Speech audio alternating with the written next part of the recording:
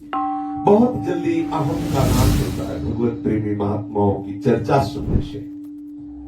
आज बड़े ही निष्ठावान श्रीनाथ जी को दुलार करने वाले अष्ट सखाओं में श्री कुंभन दास जी की चर्चा है। श्री कुंभन दास जी का प्रादुर्भाव गिरिराज जी की तलहटी के समीप ही जमुनावती ग्राम में विक्रम संवत 1525 में कार्तिक कृष्ण पक्ष एकादशी को हुआ था। ऐसा कथन है समाज में कि कुंभ संक्रांति के पुण्य पर्व पर तीर्थ यात्रा के समय एक महात्मा ने आपके पिता को कहा था कि जाओ तुम्हारे पुत्र होगा। तो उसी के वचन से जब ये बालक हुआ तो कुंभ के कृपा प्रसाद से हुआ, इसलिए कुंभन दास नाम रख दिया गया। बाल्यकाल से ही इनकी बड़ी सात्विक प्रकृति थी, शांत, सदैव भगवत चिंतन करना, चंचलता रहे, स्वभाव एकदम गंभीर, ऐसा।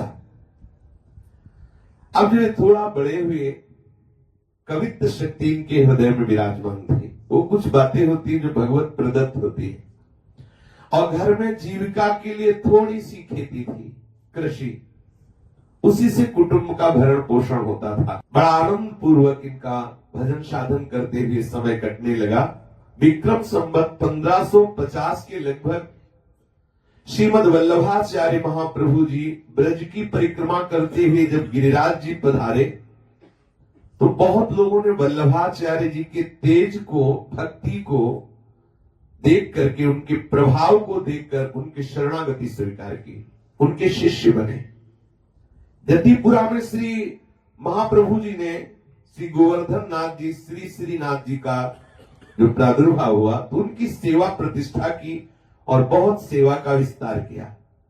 महाप्रभु श्री वल्लभाचार्य जी के प्रभाव को सुनकर श्री कुंभन दास जी भी दर्शन करने आए। देखते ही प्रभावित हो गए कि वो जिनकी मैं चाह कर रहा था वो ये ही है। ऐसा होता है। कुंभन दास जी एकदम आश्चर्यचकित हो गए महाप्रभु वल्लभाचार्य जी को देख करके कि मेरे हृदय की जो चाह थी वो मुझे प्राप्त हो गई। जे भी मुस्कुरा करके वल्लभाचार्य जी ने श्री कुंभन दास जी की तरफ देखा तो हृदय में इनकी जो मांग थी वो पूरी हो गई। ये आचार्य साक्षात प्रभु ही है, ये सामर्थ्य इन्हीं में है। तत्काल उनके हृदय में बड़ी दिव्य दिव्य लीलाएं स्फुरित होने लगी। कुंभन दास जी संगीत विद्या में परम प्रवीण थे, कंठ भी अति मधुर था। अतः श्रीमद वल्लभाचार्य महाप्रभु ने आपको श्री श्रीनाथ जी के समीप ले गए और कहा इनको पद सुनाओ और नित्य इनकी कीर्तन सेवा मैं तुम्हें प्रदान करता हूं। पद कीर्तन सेवा, रोज आकर समय से श्री श्रीनाथ जी को पद सुनाया करो। श्री कुंभन दास जी श्री श्रीनाथ जी के सामने बैठते हैं और सुंदर जो उनके हृदय में लीला स्फुरित होती वही गायन करते। देखते श्रीनाथ जी की शोभा। श्री महाप्रभु जी कुंभन दास जी के पद सुनकर बहुत प्रसन्न हुए।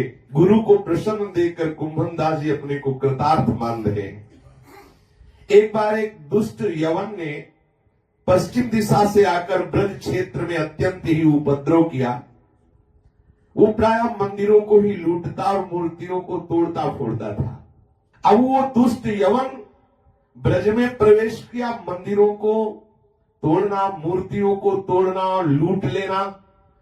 जब ये बात यहां श्री श्रीनाथ जी के परिकर को सुनने को मिली कि यवन की पूरी सेना आ रही है, मंदिरों को तोड़ा फोड़ा जा रहा है, ठाकुर की भी छवि को तोड़ा जा रहा है, सब लूट लेते हैं वो लोग, और गिरिराज जी की तरफ वो सेना आ रही है। जब 5 कोस दूर ही ये यवन लोगों का पड़ाव पड़ा तो श्री श्रीनाथ जी की सेवा में सद्दू पांडे, श्री मानिक चंद जी, श्री रामदास जी भितरिया, श्री कुंभन दास जी ये रहते थे। ये सभी सेवाधिकारी जन आपस में विचार विमर्श करने लगे कि अब क्या किया जाए। तो बोले कि श्रीनाथ जी से पूछ लिया जाए कि क्या किया जाए। तो श्रीनाथ जी से पूछा अब क्या किया जाए। मलेच्छ छाया सेना से, बोले हमको लेके भाग चलो, हमको लेके भाग चलो।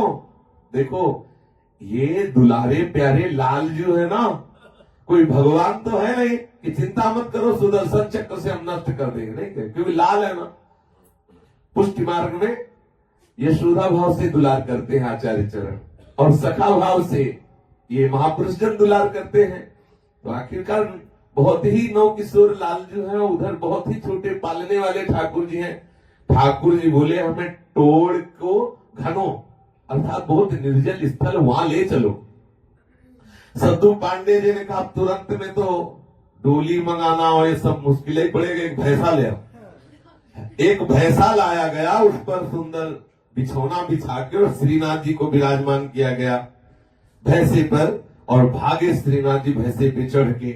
आसपास से 2-4 सेवक कुछ भोग की सामग्री लेके भाग चले। वहां कोई भी नहीं पहुंच सकेगा, ऐसे जंगल में ले चलो। ठाकुर जी ने प्रेरित किया, भैंसे पे आरूढ़ हुए श्रीनाथ जी महाराज। शायद कभी ना बैठे हो तो बैठने की चाव बड़ी हो, इसीलिए ऐसी लीला की।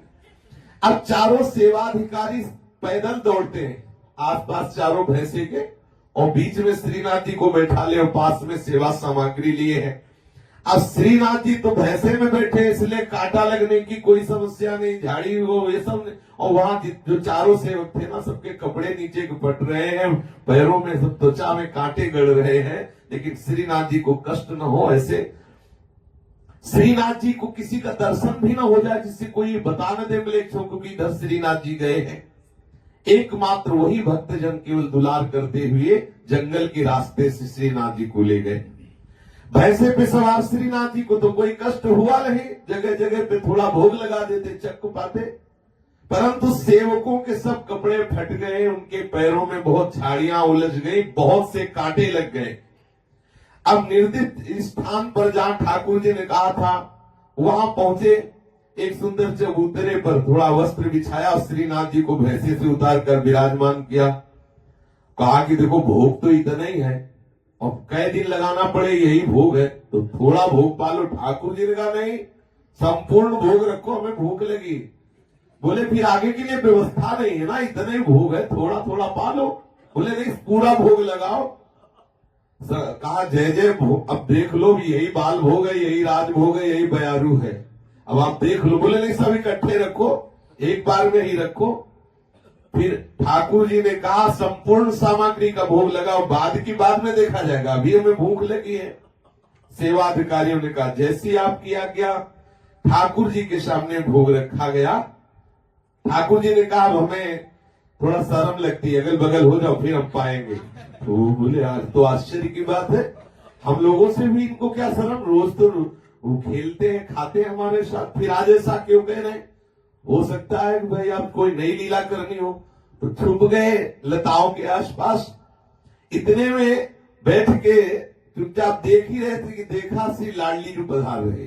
श्री जी बोले अच्छा इसलिए कह रहे थे मुझे शर्म लग रही है, तुम छुप जाओ। हाँ, और श्री जी महाराज पधारी और बहुत से सुंदर व्यंजन जो ठाकुर जी के सामने दोनों मिलकर चख पाए। बोले अच्छा इसीलिए सब भोग पधराने के लिए आदेश किया कि बाद में देखा जाएगा।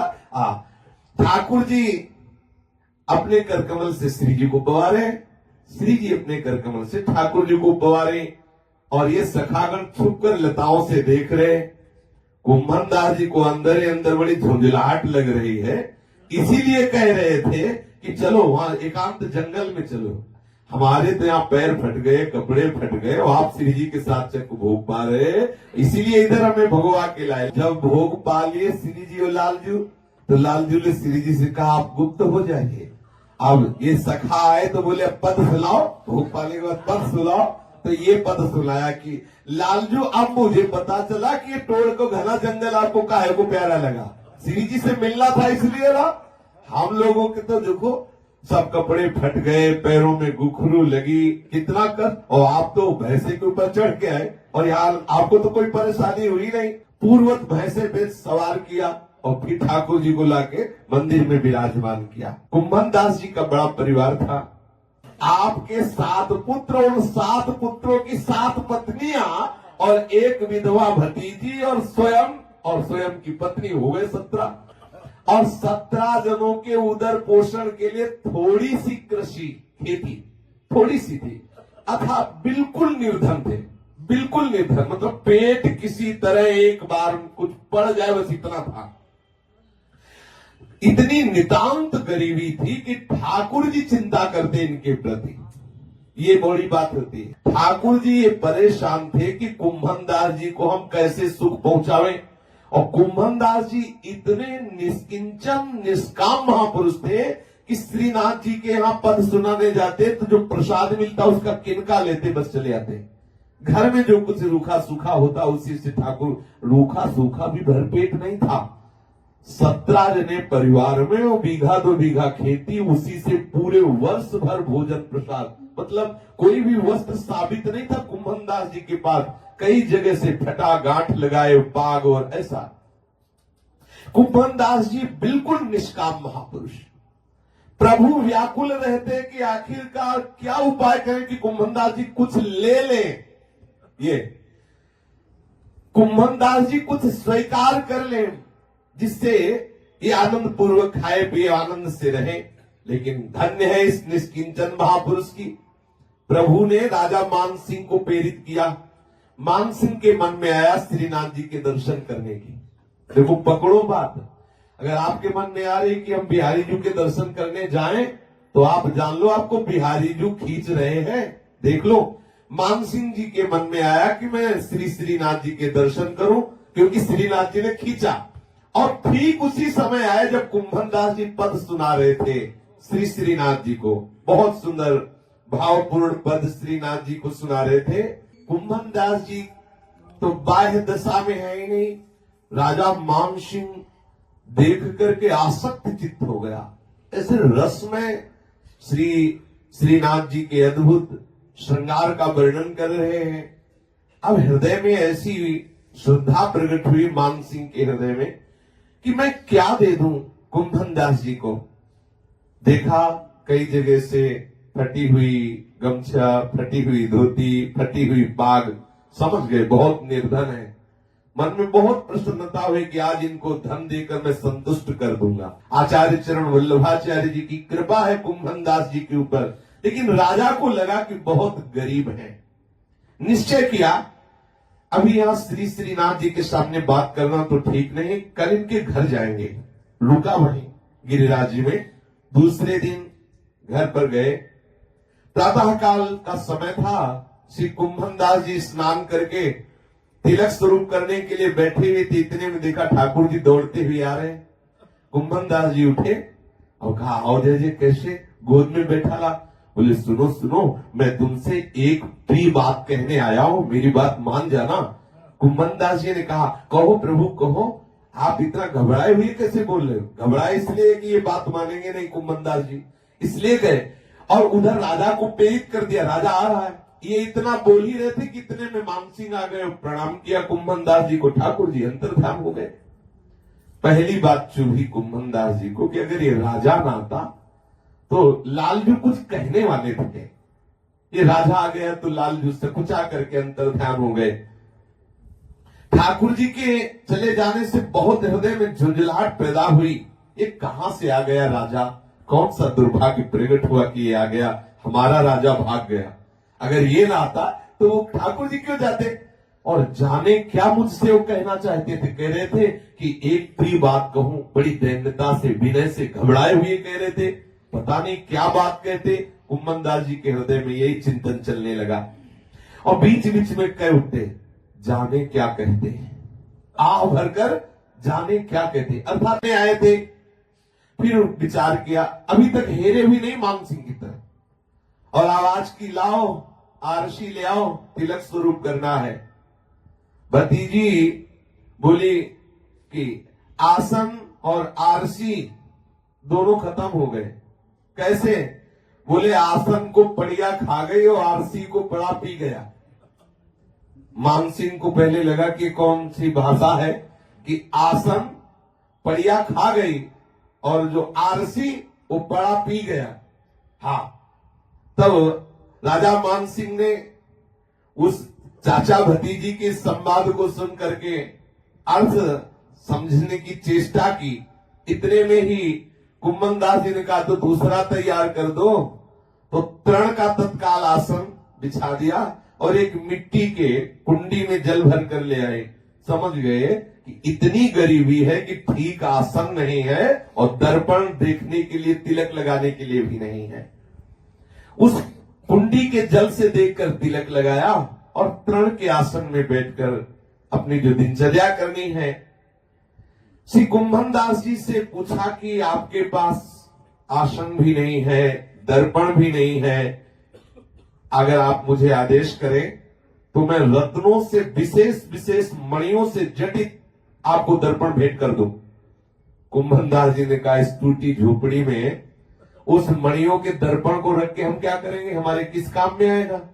फूस की झोपड़ी में मणिजटित दर्पण रखेंगे तो आसपास से आकर हमारी पिटाई और करेंगे लोग, क्योंकि दर्पण कीमती है तो ले जाएंगे।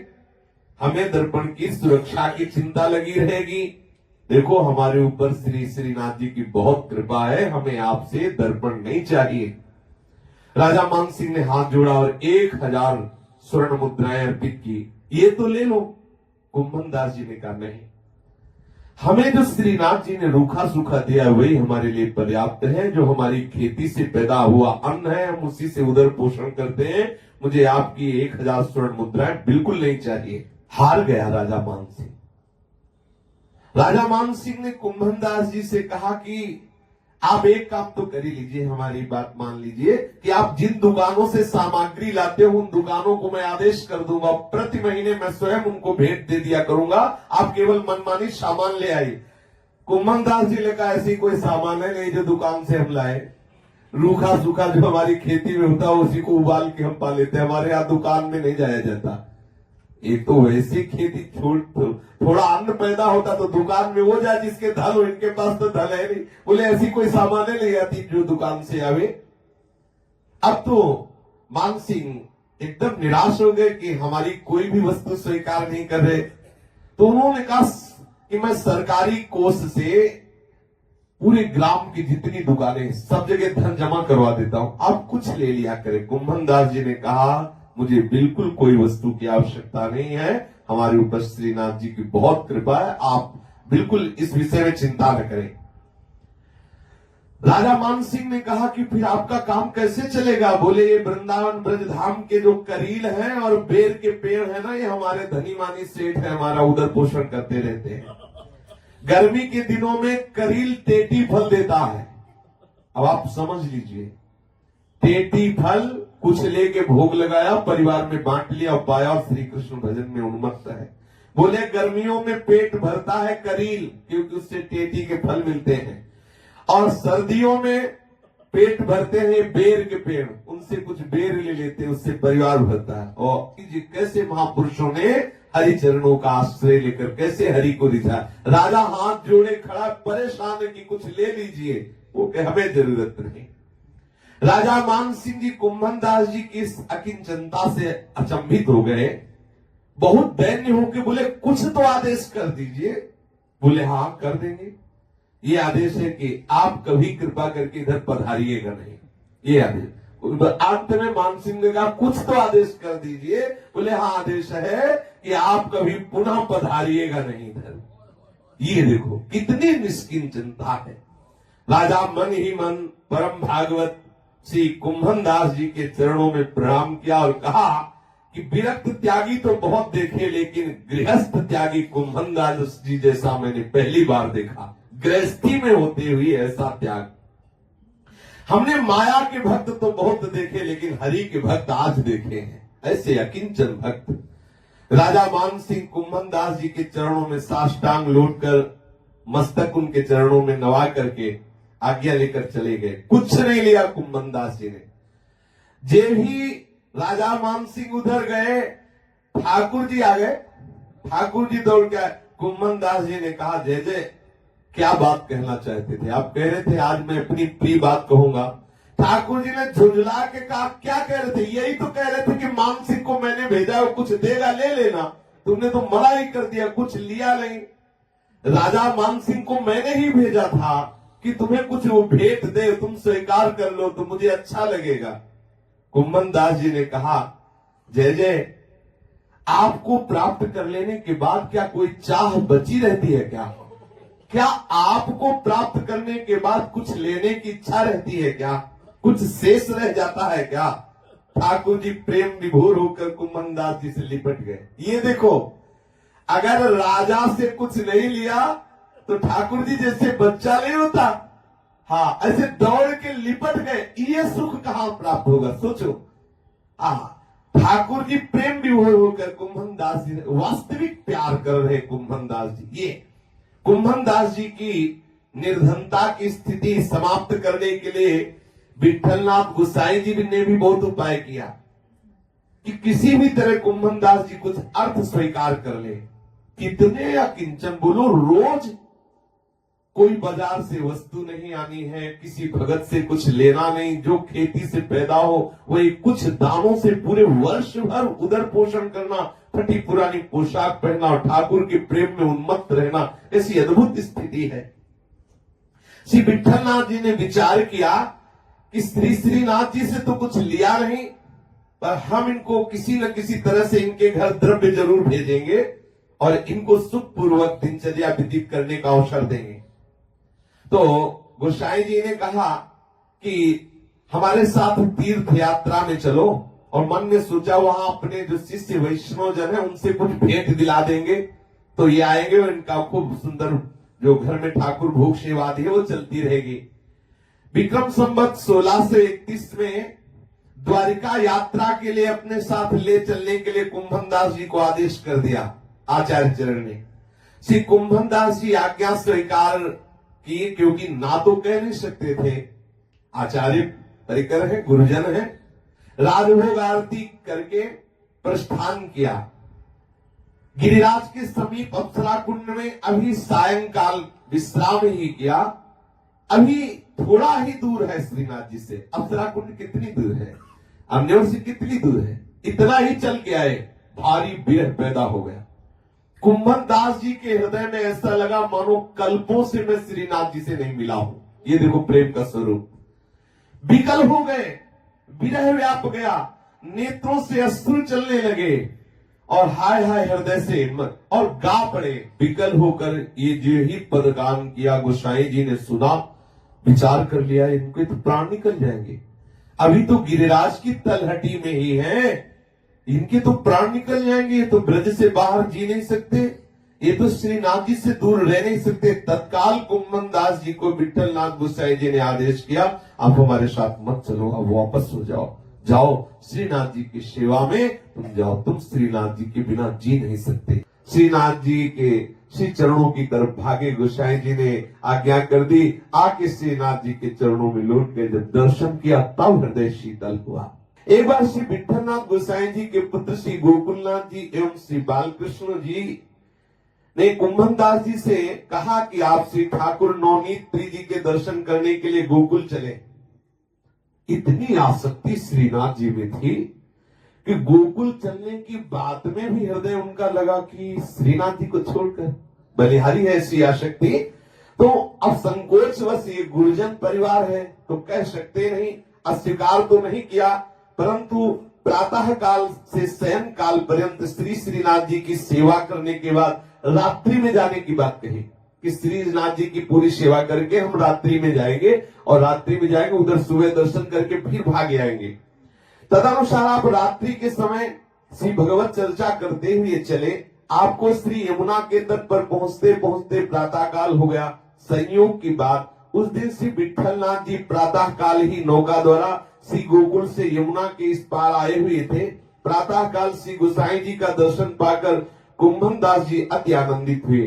फिर इनको अकस्मात स्मरण आया कि इस समय तो मैं श्री श्रीनाथ जी को जागरण का पद सुनाता था, तब वो जगते थे और मैं यहां हूं तो जगेंगे कैसे। ये भाव आते ही तत्काल भाग पड़े, न प्रणाम न नमस्कार। आचार्य वंशजों को भाग पड़े, जैसे अपने बच्चे की याद आते ही, बछड़े की याद आती ही गाय भाग पड़ती है, ऐसे ही कुंभन दास जी भागे। ये बात याद आने पर कि रात्रि में तो शयन करा के इधर आ गया, अब प्रातः काल तो तभी लालजू उठते हैं जब हम पद गायन करते हैं, तो लालजू को अपने पद सुनाया नहीं तो जगेंगे कैसे, भाग पड़े। अब ये अत्यंत व्याकुल हो रहे हैं। आपके साथ जितने लोग थे वो सब पीछे पीछे दौड़े, लेकिन थोड़ी दूर दौड़ पाए। ये तो प्रेमावेश में थे, एकदम वायु की तरह भाग रहे श्रीनाथ जी की तरफ। दौड़े दौड़े हाँफते हुए श्री गोवर्धन में आए और यहाँ के पूछा कि ठाकुर जी का मंगल उत्थापन हुआ? बोले नहीं, अभी ठाकुर जी सैर कर रहे हैं। आहा, अब उनको हृदय में शीतलता हुई। पूछा कि आज इतना समय हो गया, अभी ठाकुर जी जगे क्यों नहीं? तो उन्होंने कहा कि जो भीतरिया जी सेवा में थे, वो जब जब नहा धो के सेवा के लिए आते तो कोई न कोई आके इनको छू लेता, फिर आने चले जाते। इसी में उनको समय लगता रहा। अभी श्रीनाथ जी सैर ही कर रहे, ठाकुर जी जागृत नहीं हुए। श्री कुंभन दास जी गए और अत्यंत दुलार करके ठाकुर को पद सुनाया जागरण का, तब ठाकुर जी जागे। ये देखो प्रीति, अगर कुंभन दास जी के हृदय में इतनी प्रीति है तो ठाकुर जी के हृदय में भी ये जगे नहीं। जब तक कुंभन दास जी पद नहीं सुनाएंगे हम जगेंगे नहीं। इसी समय श्री विठलनाथ जी घोड़े पर आरूढ़ होकर श्री गोकुल से श्री गोवर्धन के लिए आ गए। इन्होंने पूछा कि पूजा में इतनी देरी सेवा में क्यों हो गई? पुजारी जी ने बताया कि महाराज आज ठाकुर जी ऐसी लीला कर रहे थे कि जब हम स्नान करके अपरस में सेवा करने जाते तो कोई न कोई ऐसा आ जाता और हमें छू लेता। 4-5 बार हो गए, अब नहा नहा के परेशान हैं। अभी अभी ठाकुर जी को उठाया है। इसका कारण श्री ठाकुर जी की सेवा में जो विलंब हुआ, क्योंकि ठाकुर जी ऐसी लीला करे। गोसाई जी समझ गए कि यहाँ स्नान वाली लीला नहीं थी, लीला थी कुंभन दास जी का पद सुनने की। ठाकुर जी आसक्त चित्त, जैसे कुंभन दास जी ऐसे आसक्त चित्त ठाकुर जी थे। आहा, एक बार श्री कुंभन दास जी पारासोली में अपने खेत पर थे। श्री ठाकुर जी श्री श्रीनाथ जी इनके साथ खेल रहे थे। इतने में मंदिर में उत्थापन का समय हुआ और कुंभन दास जी का सेवा था पद सुनाना उत्थापन की। तो कुंभन दास जी ने तुरंत चलने की चेष्टा की तो ठाकुर जी ने पूछा कहां जा रहे हो? चल कैसे रहे? कहां जा रहे हो? कुंभन दास जी ने कहा कि ठाकुर जी की उत्थापन के समय में हमें पद का गाने की सेवा है। तो बावरे हो, ठाकुर जी तो मैं हूं, मैं तो तुम्हारे साथ हूं, कि तुम्हें मंदिर में जाने की क्या जरूरत है? किसके दर्शन के लिए जा रहे हो? किसका उत्थापन कर? मेरे ही तो। कुंभन दास जी ने कहा ये बात आपकी तो ठीक है, आप हमसे प्यार करते हैं, हम पे कृपा करते हैं, आप हमें दर्शन दे रहे हैं, किंतु आपके इस रूप पर विश्वास नहीं। आप कब भाग जाओ हमारे बस की बात नहीं है, लेकिन जो आप श्री श्रीनाथ जी के रूप में आचार्य के द्वारा प्रतिष्ठित रूप में हो, आप भाग नहीं सकते। इसलिए देखो हम उनकी सेवा, उस रूप की सेवा नहीं छोड़ सकते। आपको क्या अभी अंतर ध्यान हो जाओ, आप स्वतंत्र हो, लेकिन वो आचार्य के द्वारा प्रतिष्ठित आपका रूप है, आप वहां अंतर ध्यान नहीं हो सकते। क्षण भर के लिए भी आप अपनी वहां मनमानी नहीं कर सकते, आचार्य के अधीन हो वहां। अतः हमें मंदिर में जा करके और वहां जो हमें सेवा मिली वो अवश्य करना है।